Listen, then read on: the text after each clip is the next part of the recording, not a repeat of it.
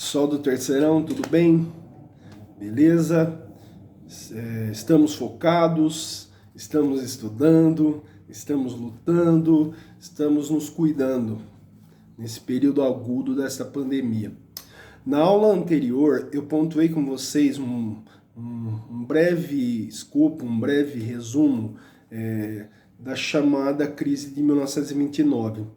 Então essa crise de 1929, ela foi uma crise que começou nos Estados Unidos e se espraiou para diversos cantos da Terra. Na Itália, fortaleceu em muito os totalitarismos de matriz fascista e nazista. E no Brasil, 1930 coincide com a chegada de Getúlio Vargas ao poder. Então Getúlio Vargas ele é produto do tempo dele, ou seja, Getúlio Vargas ele tinha, de certa forma, dentro da sua formação e do seu olhar político, influências de Antônio Salazar, em Portugal. Ele acaba, de certa forma, flertando com o fascismo italiano e, de certa forma, com o nazismo alemão. Então, Getúlio Vargas ele chega ao poder por meio de um golpe que também é chamado da chamada Revolução de 1930. Então, golpe de 30 é possível que apareça em algum vestibular, mas o mais comum é aparecer a chamada Revolução de 1930. Então, o que é a Revolução de 1930? Ela traz ela traz como seu estofo, ela traz como sua base a visão tenentista de contestação dessas elites de São Paulo, de Minas. A chegada do Vargas, ela traz consigo um momento de acirramento, de uma militarização da sociedade. Então, Vargas ele é produto histórico da crise de 29. Ou seja, o Brasil mergulha numa espiral uma espiral inflacionária totalmente descontrolada devido às imensas perdas do café. Então, o café é o nosso principal commodity, ou seja, o café é o nosso principal produto de exportação. Então, Getúlio Vargas ele é produto de um tempo histórico. Então, é comum se pontuar o governo Vargas em 3 momentos. Um momento chamado governo provisório, que vai de 30 a 34, um outro momento chamado de governo constitucional, que vai de 34 a 37, e um outro momento que é o chamado Estado Novo, que é um endurecimento do sistema varguista, que que possui conotações extremamente autoritárias, possui conotação de controle do trabalho por meio de um sindicato de matriz corporativista. Então, o Vargas é o chamado líder populista que a gente vem trabalhando. O que o Vargas tem? Ele tem uma facilidade de falar com as pessoas. O Vargas não precisa de interlocutor, o Vargas não precisa de partido político para entrar em contato com as massas. Então, esse paternalismo varguista, por um lado, proporciona as principais leis trabalhistas que o Brasil tem com a configuração da CLT. Então, o Vargas, sem juízos de valor, eu não posso pontuar de forma clara que ele foi ruim ou bom. Então, o Vargas ele é um produto do tempo dele. O Vargas, se eu for questionar o olhar varguista, eu vou estar sendo anacrônico, porque o tempo em que eu vivo não é o tempo em que o Vargas vivia.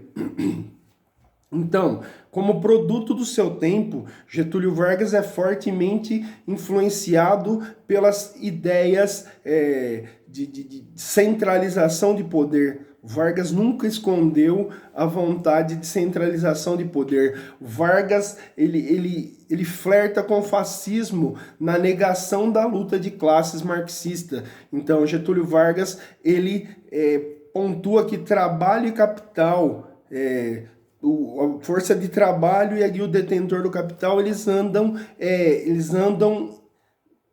de forma sincrônica em busca do quê? Do bem da nação, ou nacionalismo varguista.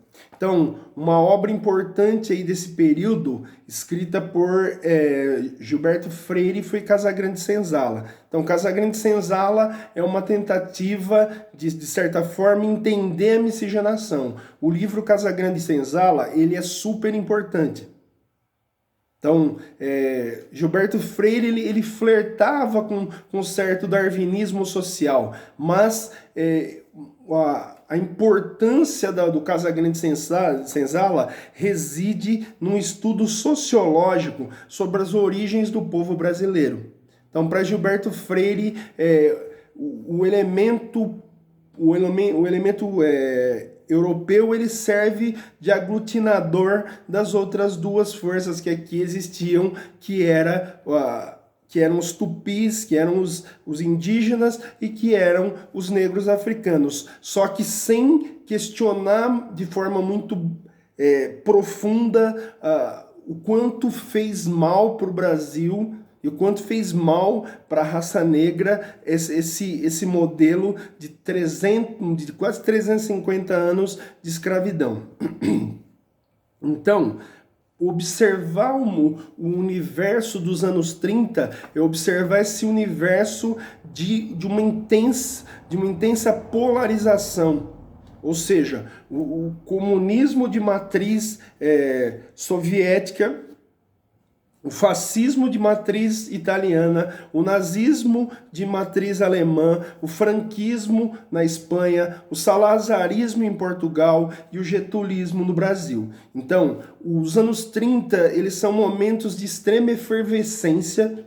Então, desde movimentos libertários como o anarquismo a movimentos de extrema direita como o fascismo e o nazismo, a movimentos de extrema esquerda como o stalinismo. Então os anos 30, eles são produtos dessa efervescência. Então é um mundo que está se preparando para um conflito que até então, a Primeira Guerra Mundial já tinha sido traumática, com mais de 10 milhões de vítimas. A segunda, de 1939 a 1945, ela vem com outro banho de sangue, agora com quase 54 milhões de vidas perdidas. Então, a crise dos anos 30, a crise de 29 que desencadearia a Grande Depressão dos anos 30, 31 e 32, ela está dentro da esteira de uma crise do modelo capitalista de produção. Então se produz demais e ao se produzir demais acarreta problemas para a própria ideia liberal de um, como poderia dizer, de um equilíbrio. Seria essa palavra, de um equilíbrio entre oferta e procura.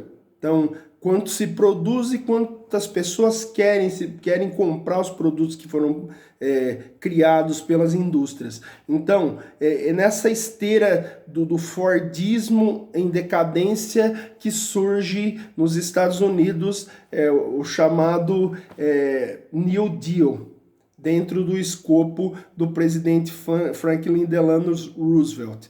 Então, Franklin Delano Roosevelt pega os Estados Unidos em plena crise,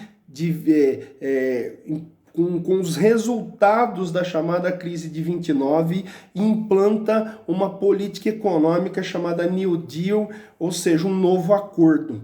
Então, o New Deal, ele flerta, de certa forma, com olhares de uma social-democracia, ou seja, o Estado enquanto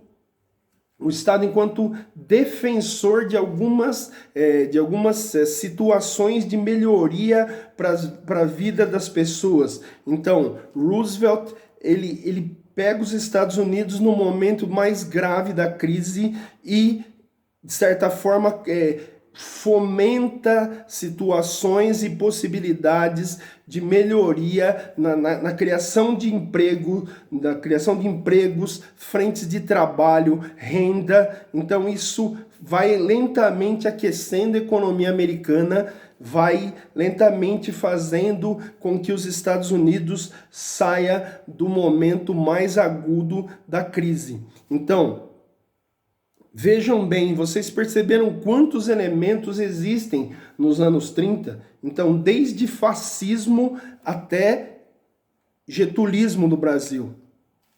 Desde uma intensificação do comunismo dentro de um controle stalinista a possibilidades de um Estado americano tradicionalmente liberal passar a ser intervencionista.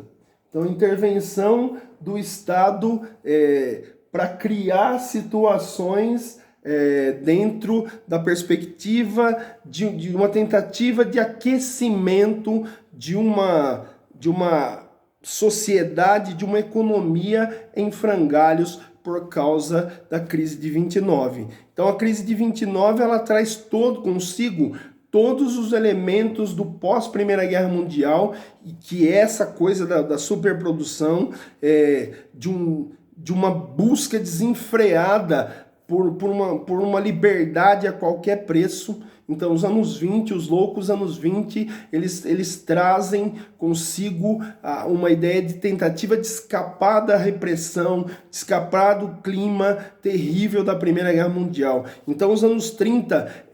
nos anos 30, eu andei vendo vídeos também, a moda passa a ser mais comportada. A moda nos anos 20 eram minissaias extremamente... eram minissaias muito curtas, com todas as aspas possíveis e imagináveis. Nos anos 30, devido a essa busca de nacionalismos, de ultranacionalismos, a moda volta a ser permeadas por vestidos cada vez mais longos, por roupas masculinas cada vez mais sisudas, cores escuras. Então os anos 30, eles são esses anos que vão preparando para a chamada Segunda Guerra Mundial. Então é no turbilhão de todos esses fatos, é no turbilhão de todos os acontecimentos que geraria um processo de fragmentação das instituições e um lento, mas contínuo processo de nacionalismos que desencadeariam a chegada ao poder do nazismo e a preparação do mundo para um outro conflito que até hoje creio que a gente ainda não se recuperou de forma totalmente satisfatória. Muito obrigado.